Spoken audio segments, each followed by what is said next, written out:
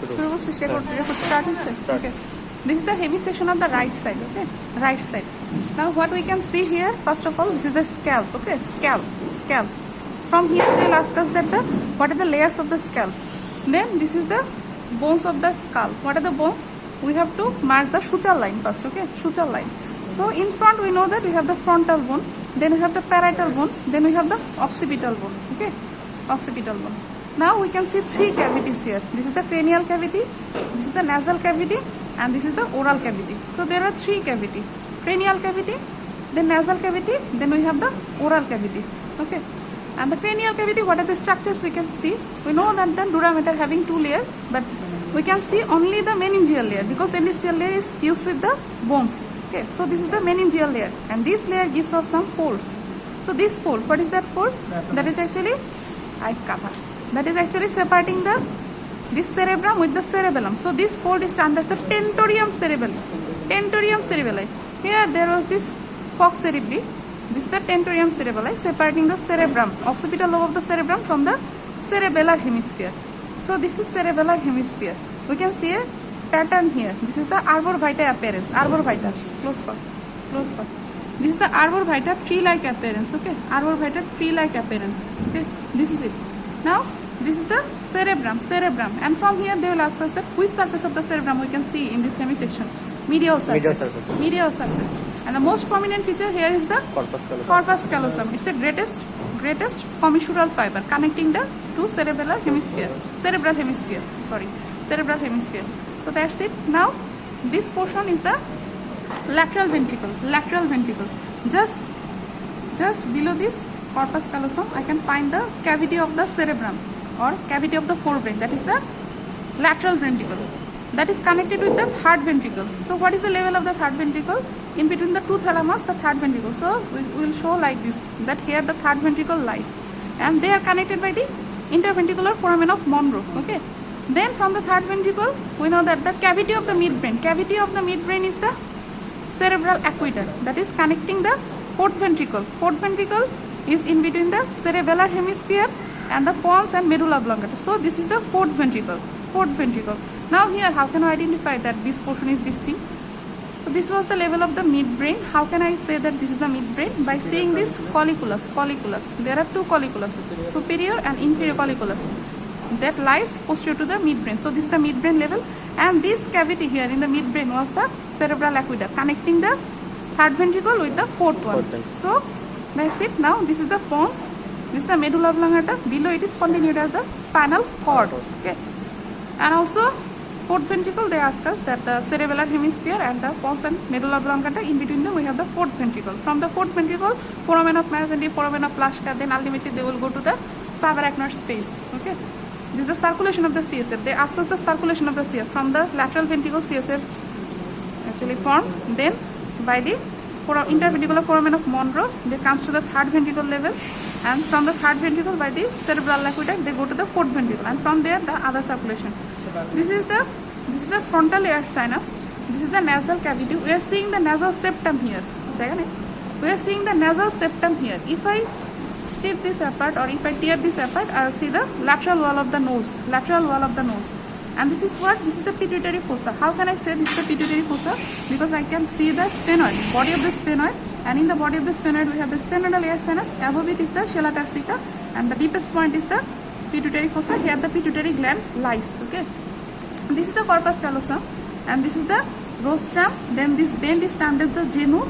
Then this is the body. This is the splenium. Okay, that's it. This is the body of the sphenoid bone that is connected with the basilar part of the occipital bone, forming this slopy surface. Above, this is the clavus. And this clavus giving support to this pons and the medulla oblongata. Okay, this is the foramen magnum level. So from this level, the spinal cord starts. Okay. Now we have to count they will ask us to count the vertebra. This is the first cervical vertebra. This is ring shaped. Here it is moving also. This is the first cervical vertebra. This one is the first. Now this is the odontoaposis. So this is the second cervical vertebra. This is the third, fourth, fifth. How can I say this is the body of the first, second, third? Because I am seeing the intervertebral disc. So this is the first cervical vertebra. First. This is the first ring shaped. This is the first. This is the second by seeing the odontoid process. Third, fourth, fifth, sixth. Okay. This is it. Now here, this is the nasal cavity. From here they'll ask us the lining epithelium of the nasal cavity, like this lower 1/3 is lined by the skin, that is the keratinized stratified squamous epithelium. Then middle portion, it is lined by this respiratory epithelium, that is the pseudostratified ciliated columnar. Along the roof up to the superior concha, this will be lined by the olfactory mucosa. So what is that? Behind the nasal cavity, this is the choana or posterior nasal aperture. Posterior nasal aperture. We have to say this is the pharynx, this is the pharynx, and this is the larynx. How can I say this is the larynx? By seeing this epiglottis. Okay. In front we have the larynx, behind we have the pharynx. So what is the extension of the pharynx? Bony level. First of all, base of the skull to the cervical 6 vertebra. And also, if they ask us from where to where, soft tissue level, from this posterior nasal aperture up to this cricoid cartilage. This is the soft tissue level. There are 3 parts of pharynx: nasopharynx behind the nasal cavity, then oropharynx behind the oral cavity, then the laryngopharynx behind the larynx, with the relation. So what is the level of the nasopharynx? First of all, bony level. From the base of the skull to the cervical 1st vertebra. This portion is the nasopharynx. Cervical 2, 3, this is the oropharynx level. And 4, 5, 6, this is the laryngopharynx level. Okay. And if I say the bony tissue, soft tissue level, this is the posterior nasal aperture to the, this is the soft palate, this is the hard palate, this is the soft palate. So from the posterior nasal aperture to the inferior margin of the soft palate, this is the nasopharynx. From the inferior margin of the soft palate up to the upper border of the epiglottis, this is the nasopharynx. From the posterior nasal aperture to the inferior margin of the soft palate, this is the nasopharynx. From the inferior margin of the soft palate to the upper margin of the epiglottis, this is the oropharynx. Then from the upper margin of the epiglottis to the cricoid cartilage, this is the laryngopharynx. Lining is nasopharynx, as it is the functionally the part of the respiratory system. The lining is the pseudostratified ciliated columnar epithelium with goblet cell. And then oropharynx and the laryngopharynx, as it comes in contact with the food particles, this lining is like that of the oral cavity. Non-keratinized stratified squamous epithelium. And here we can see something. What is that thing? We got that thing, that this is the opening of the lateral. In the lateral wall of the nasopharynx, auditory tube opens, and this is guarded by this tonsil. This is the tubal tonsil. This is the auditory tube opening. This is the tubal tonsil. And here at the roof, I can find the nasopharyngeal tonsil. Okay, that's it.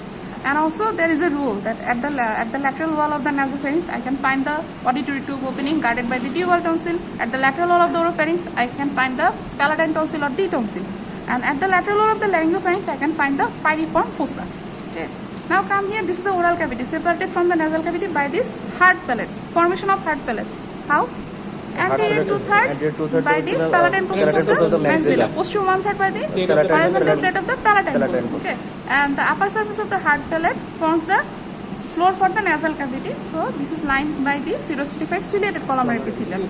But the lower aspect of the hard palate forms the roof of the oral cavity, so it will be like non-keratinized stratified squamous epithelium. I can find this oral cavity. There are 2 parts in between the lips and the teeth and gum. This is the vestibule of the mouth, and they'll ask us that what is the importance of vestibule. Here the parotid duct opens opposite the crown of the upper second molar teeth, and this portion is the oral cavity proper. And I can find the tongue here. Tongue is a muscular organ. Skeletal muscle remains here. And this muscle, large muscle, is termed as the genioglossus because it forms the main bulk. This is the symphysis menti. From the superior genial tubercle, the tongue arises. This is the oral surface of the tongue, or we can say the dorsum of the tongue. This dorsum of the tongue is lined by the non-keratinized stratified squamous epithelium. And also here forms the Walder's ring. Okay, we know that the above we have the nasopharyngeal tonsil. In the lateral aspect we have the tubal tonsil and the palatine. And below we have this lingual tonsil that is situated in the posterior 1/3 of the tongue. That's it from the Walder's ring forms here. They ask us this question. And what is that thing? Epiglottis. And from the upper margin of the epiglottis, lower border of the cricoid cartilage, this is the level of the larynx. Gatha. Larynx continue. Laryngopharynx is the part of pharynx. So this larynx at the level of the cervical 6 vertebra or at the lower level of the cricoid cartilage, it is continued as the trachea, and the pharynx continued as the esophagus. And সামনেটা হচ্ছে larynx থাকে, larynx larynx, আর থাকবে পিছনে হচ্ছে এখানে। পিছনে pharynx। হচ্ছে pharynx, pharynx এখান থেকে শুরু করে একদম এটা ক্লোজ করতে হবে।